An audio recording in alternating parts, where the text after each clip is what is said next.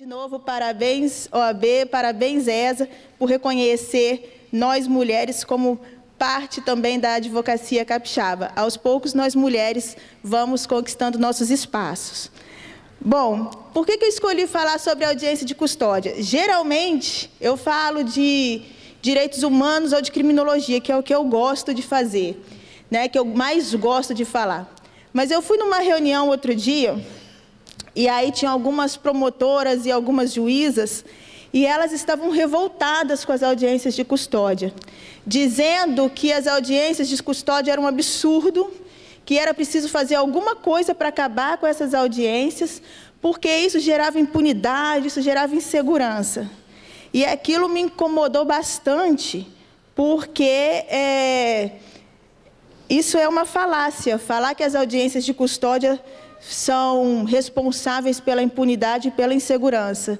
E aí eu falei, não, a gente precisa discutir isso na advocacia, principalmente com a advocacia criminal, sobre a importância das audiências de custódia para o direito, para uma sociedade mais justa e mais solidária. Então, foi essa inquietação que me foi provocada numa reunião de trabalho que nada tinha a ver com direito, a gente estava conversando outra coisa sobre política pública, e aí veio essa questão das audiências de custódia. Então, eu fiquei pensando, será mesmo que está havendo um processo para que a gente acabe com as audiências de custódia, que ainda nem estão no Estado inteiro? Mas, enfim, é por isso que eu quis falar das audiências de custódia. O que são as audiências de custódia?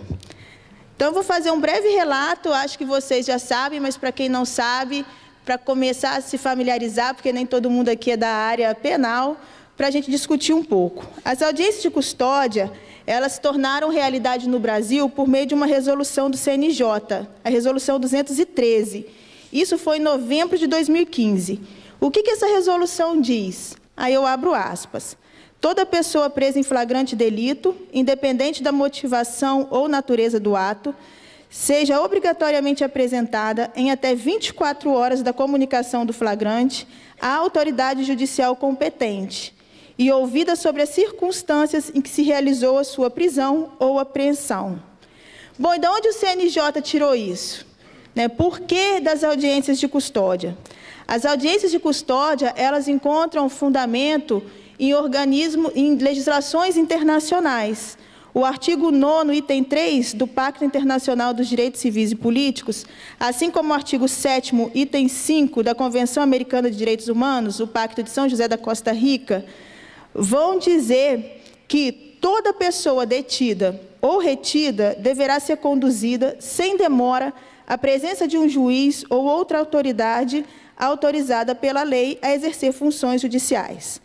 Logo, essa resolução do CNJ foi uma consequência lógica do Brasil ter ratificado esses tratados internacionais. E o objetivo é a proteção de toda pessoa que for submetida a uma persecução penal.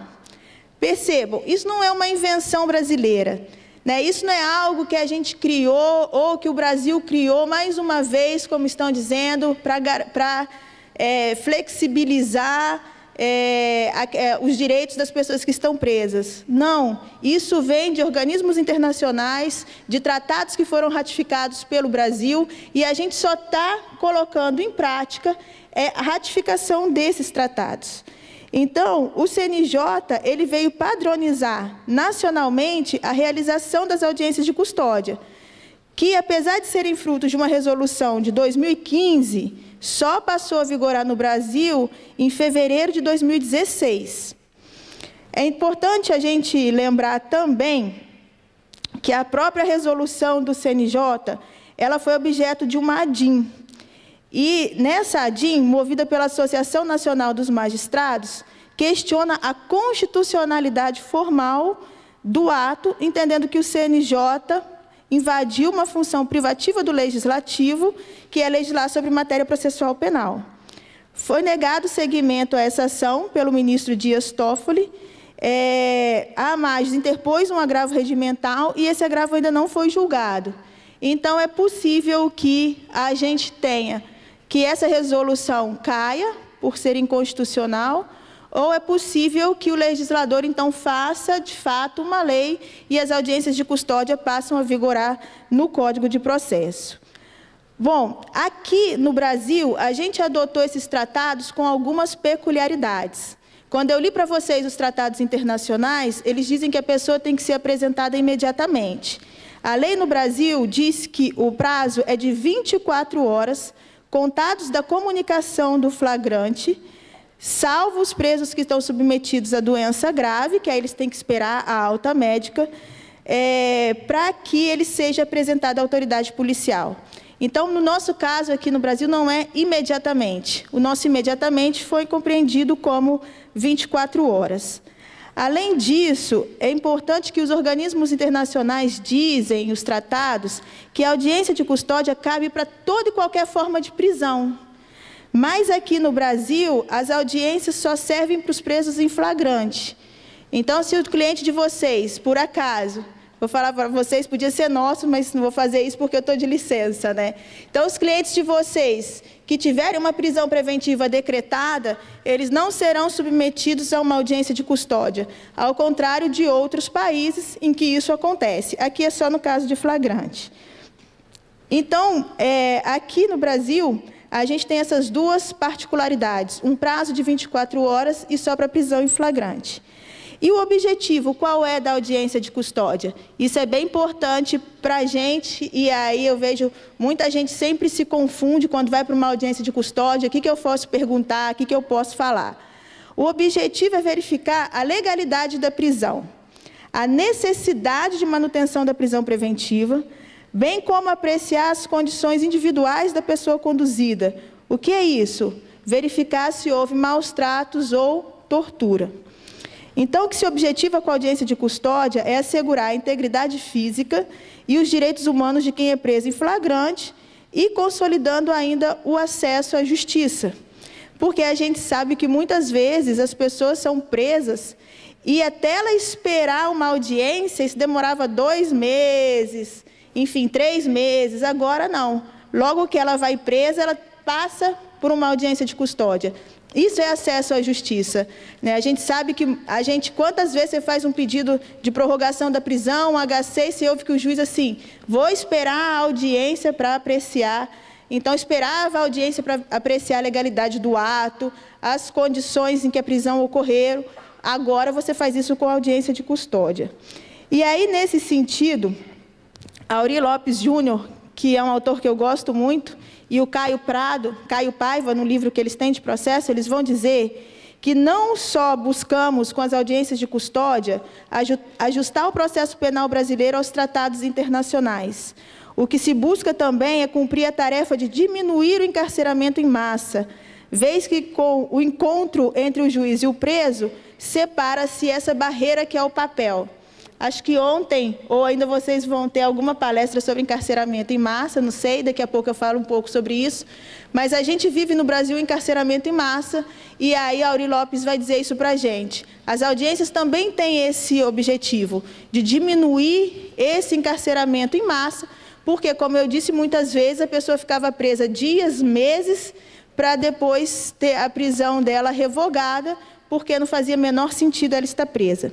E aí eles continuam dizendo, né, que existem diversos precedentes da Corte Interamericana de Direitos Humanos, dizendo que as audiências de custódia são reconhecidas como meio idôneo para evitar prisões arbitrárias e ilegais, sejam elas em flagrante ou provisórias, já que no Estado de Direito cabe ao julgador garantir direitos dos detidos, autorizar a adoção de medidas cautelares ou de coerção, quando necessárias, e também servem como forma de se tratar o cidadão ou cidadã de maneira coerente com a presunção de inocência.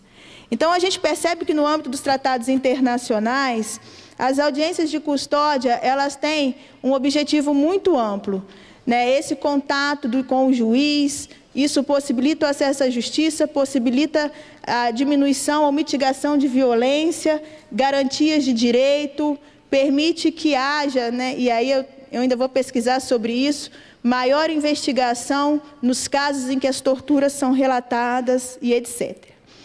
Mas antes de discutir ainda sobre aquela frase da juíza e da promotora que muito me incomodaram, falando que as pessoas agora, todo mundo está solto, que isso gera impunidade. Só que a gente precisa lembrar dos limites cognitivos da audiência de custódia. O que é isso? Esses limites estão relacionados à forma direta da audiência de custódia, com a sua finalidade direta, ou seja, o juiz tem contato com a pessoa presa, mas ele não pode ingressar no mérito daquela prisão. Ele não pode entrar no mérito da ação penal que possivelmente vai ser instaurada. Porque ali não tem nem ação penal, eu tenho uma prisão em flagrante. Eu não posso antecipar a prova.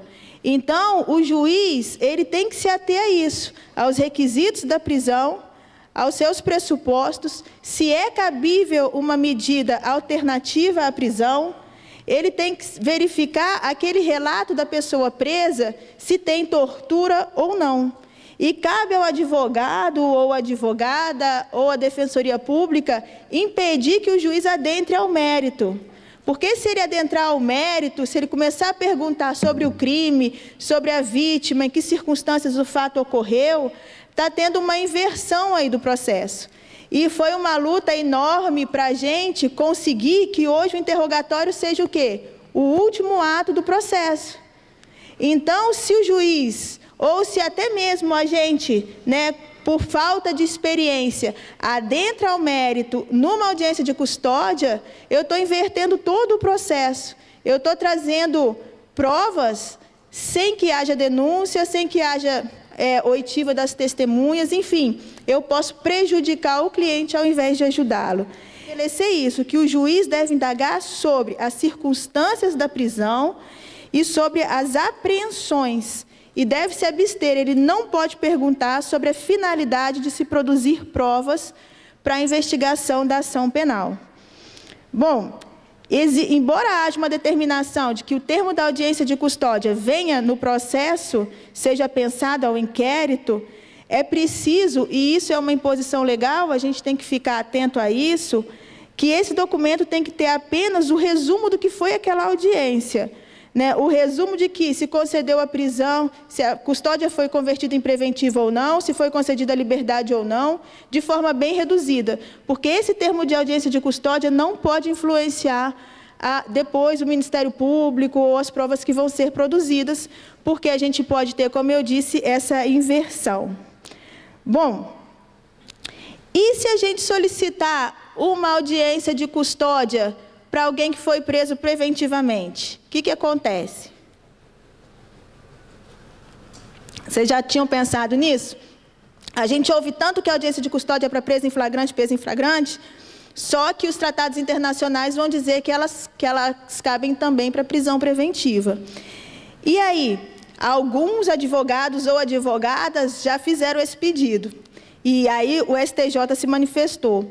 O STJ entende que a não realização de audiência de custódia, por si só, não gera ilegalidade da prisão cautelar. Então, a jurisprudência está sendo construída nesse sentido. E aí, quem constrói jurisprudência é a gente. Se a gente começar a usar os tratados internacionais, a Constituição Federal, as finalidades, solicitando, um dia a gente pode ter uma mudança do entendimento jurisprudencial. Mas hoje o que a gente tem o STJ não considera ainda que que a prisão preventiva, ela vai se tornar ilegal por falta de audiência de custódia. Mas essa é uma construção só nossa. E aí, como eu disse, as pessoas que estão mais otimistas, aquelas juízas e promotores que conversaram comigo, eles estão dizendo que as audiências de custódia são fundamentais para a redução do encarceramento. Mas será que estão sendo mesmo? Essa é uma pergunta que ficou na minha cabeça desde essa minha conversa, e aí eu até fui pesquisar outros estados também. Eu não tenho dúvida que as audiências de custódia são um ganho para nós, para a sociedade em geral, porque quando eu coloco em prática a Constituição, quem ganha não é o réu, não é a ré. A Constituição sendo cumprida no Estado democrático de direito, quem ganha é a sociedade. Então, com isso, se a gente vem diretamente para o processo penal, isso vai né, isso proporciona uma decisão mais responsável sobre a prisão. Sem dúvida, o juiz vai analisar os requisitos da prisão e vai decidir. Mas só que a prisão, e a gente não precisa ser especialista em nada, há muito tempo ela não é exceção no Brasil. A prisão no Brasil é regra. Tem alguns estudos aqui do Espírito Santo que vão mostrar, por exemplo, que tem câmaras criminais aqui no estado que 90% dos habeas corpus tem a ordem denegada. Então, gente, você conseguir um habeas corpus aqui no estado, vocês comemorem bastante, porque 90% de denegação é algo muito grande. Isso é uma pesquisa lá da UVV, que assim que publicada eu vou discutir também com vocês. Mas, enfim, eu queria saber como que eu tenho impunidade no Brasil, se eu tenho mais de 600 mil pessoas presas no Brasil. O Brasil tem a 4ª maior população penitenciária do mundo, atrás apenas dos Estados Unidos, China e Rússia. O nosso déficit prisional é de mais de 250 mil pessoas. Aí eu pergunto, impunidade para quem? Se eu tenho a 4ª maior população de presos do mundo. E se a gente continuar com essa visão punitivista de que tem que prender, de que agora não vai ter mais prisão por droga, porque o usuário ele ia para o juizado e isso ninguém mais vai ser preso. O que aconteceu com relação à lei de drogas? Com a lei de drogas, o usuário, que antes era usuário, passou a ficar preso como traficante. E eu posso dizer isso para vocês com base em pesquisas muito reais. Então, quando a gente via aquela coisa, vai despenalizar o uso de droga, nossa, agora todo mundo aqui vai virar maconheiro, todo mundo vai usar droga e esse país vai virar uma confusão. Aconteceu o inverso. Os usuários de drogas estão sendo presos como traficantes. Tem uma pesquisa que eu gosto muito, que foi feita pela UNB e pela UERJ, a pedido do Ministério da Justiça, que chama Tráfico e Constituição, um estudo sobre a atuação da Justiça Criminal no Rio e Distrito Federal sobre o crime de drogas. Olha só que interessante. Segundo essa pesquisa, 70% dos processos de drogas, de pessoas presas por tráfico de drogas, têm quantias inferiores a 100 gramas. Isso no Rio ou no Distrito Federal. Tem pessoas presas como traficante que possuía até 1 grama de substância ilícita. 1 grama. Ele está preso por tráfico. 14% condenado por tráfico com 1 a 10 gramas. Ela já está mandando eu parar de falar. Enfim, então vou pular um monte de coisa. E aqui no Espírito Santo não foi diferente.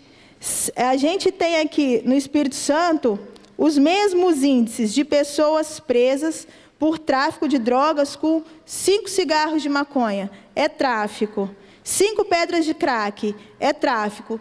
Tudo isso que eu estou falando com vocês é em base em pesquisas que ou eu orientei enquanto eu estava dando aula de alunos meus de graduação, porque eu tenho um trabalho específico sobre a lei de drogas, e aí fico feliz que esse meu trabalho foi até para a biblioteca do STJ, ou em trabalhos de colegas do Rio e Belo Horizonte.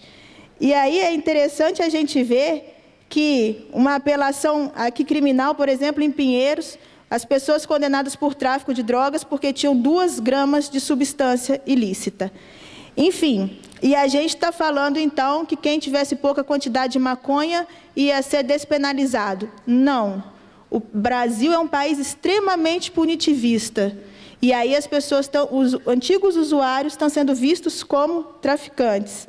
E é tão interessante isso, que o Espírito Santo é um dos 3 estados brasileiros que mais encarceram por tráfico de drogas. Sabiam disso? Nós somos um dos estados que mais tem pessoas presas por tráfico de drogas. E aqui no Espírito Santo, e aí por isso que eu vim falando das audiências de custódia aqui no estado, a gente passou, olha só, primeiro no Brasil, a gente passou de 30 mil presos, de 2005 para cá, para 138 mil presos por tráfico de drogas. A gente aumentou a prisão por tráfico em 339%. Então, aquela ideia de que uma lei que ia beneficiar, ela teve um efeito perverso completamente contrário. E isso aconteceu também, e aí, por exemplo, no Espírito Santo, a nossa população carcerária aumentou 182%.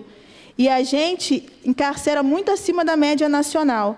A gente encarcera 74% das pessoas estão acima da média nacional. A gente encarcera demais no Estado. Eu não consigo entender quando eu vejo, então, pessoas do Poder Judiciário, do Ministério Público, dizendo que a gente está soltando todo mundo. E aí eu vou acabar, como parece que é bobagem, como é importante as audiências de custódia, são importantes. Não sei se vocês viram, semana passada saiu no Rio de Janeiro que a PM, elas estavam prendendo usuários de droga como traficantes porque elas tinham metas. Elas têm que prender X traficantes por mês. Então, ela pega o usuário e prende como traficante. E os números mostram mesmo pelas pesquisas. E é por isso que é importante, as audiências de custódia são importantes. Outra coisa que, quando surgiu, também causou maior rebuliço, não estou conseguindo encontrar outra palavra, foram as medidas cautelares da prisão. Ah, agora ninguém mais fica preso. Agora vai sair colocando medida cautelar diversa da prisão para todo mundo. Mais uma vez o efeito foi reverso. O que a gente vê que hoje quase ninguém se livra solto. Aquelas pessoas que podiam ficar soltas respondendo a um processo já têm uma medida cautelar. Ou seja, ao invés de ampliar direitos de ir e vir, o que eu fiz foi ampliar o controle penal, colocando mais pessoas sobre o controle penal. Então, a minha vontade de perguntar é sério, assim, eu sou o terceiro estado que mais encarcera, o Espírito Santo. Eu sou, só atrás de Minas Gerais, o estado que encarcera acima da média nacional. Estão querendo fazer um movimento aqui para acabar com a audiência de custódia, porque eu estou soltando todo mundo? Eu queria saber quem está solto. O encarceramento no Estado é em massa. Os nossos números de encarceramento são absurdos. Então, não houve diminuição de prisão com as medidas cautelares. Houve um aumento de pessoas presas por tráfico de drogas.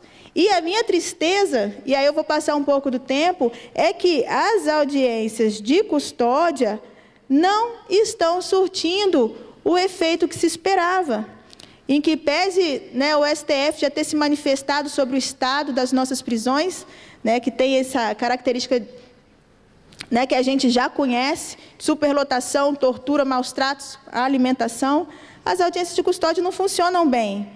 Segundo informações do Tribunal de Justiça, lá no Centro de Triagem de Viana, a gente tem as audiências de custódia, recentemente em Cachoeiro.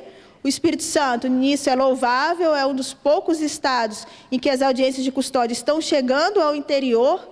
Então, já chegou no Sul e a gente já tinha em Vitória. Eu não consigo detalhar mais por causa do tempo, mas elas chegam aqui no estado em maio do ano passado, com os mesmos objetivos do CNJ.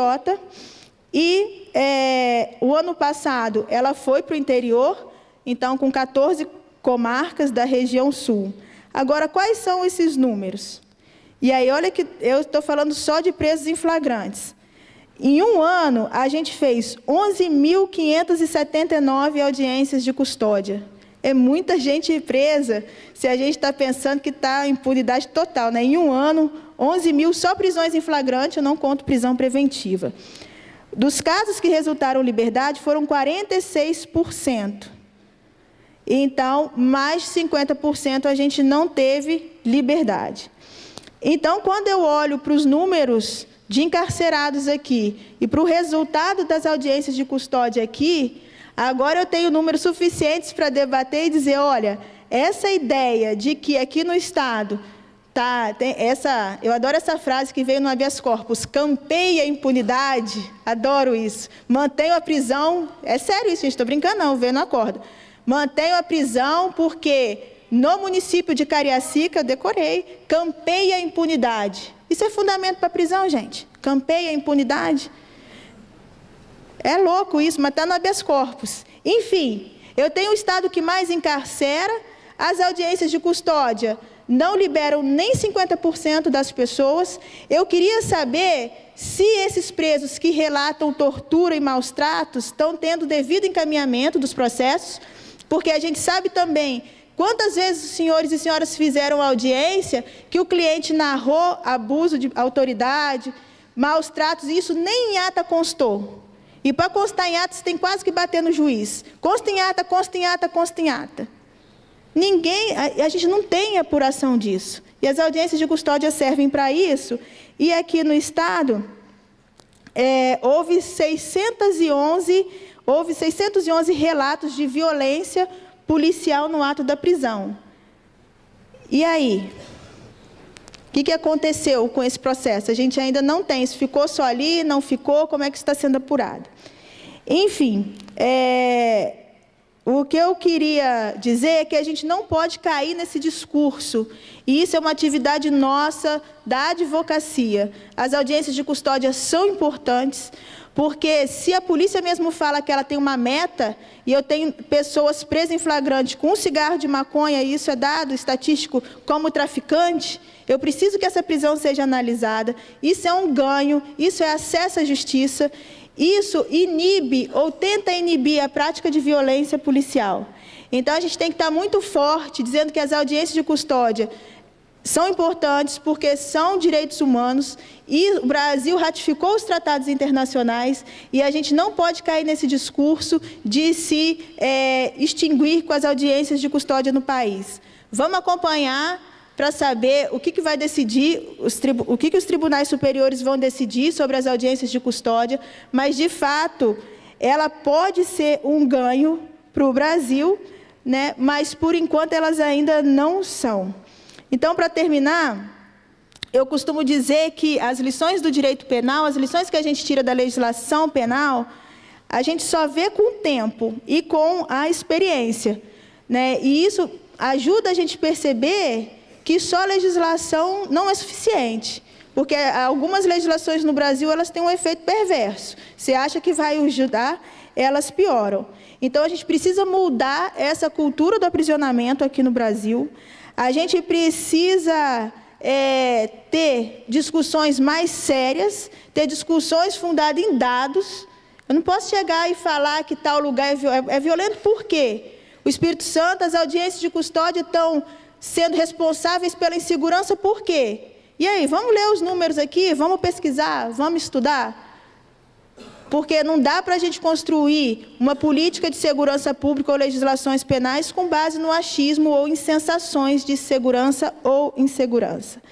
Então, eu discordo quando as pessoas dizem que as audiências de custódia são um fracasso, porque garantem a impunidade. Não.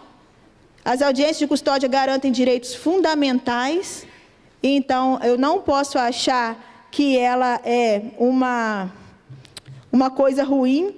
Agora, é cedo para dizer se elas vão atingir a finalidade, porque nesse 1 ano que a gente tem audiência de custódia, elas ainda não atingiram. E aí só o tempo e a experiência vai nos dizer se o Brasil, de fato, vai respeitar a Constituição e os tratados internacionais. Bom, era isso, que a moça já está ali com a placa desesperada, eu pulei bastante coisa, mas, enfim, eu estou sempre à disposição de vocês para a gente conversar. Obrigada, Mazei, pela oportunidade, uma honra estar aqui. Obrigada, gente.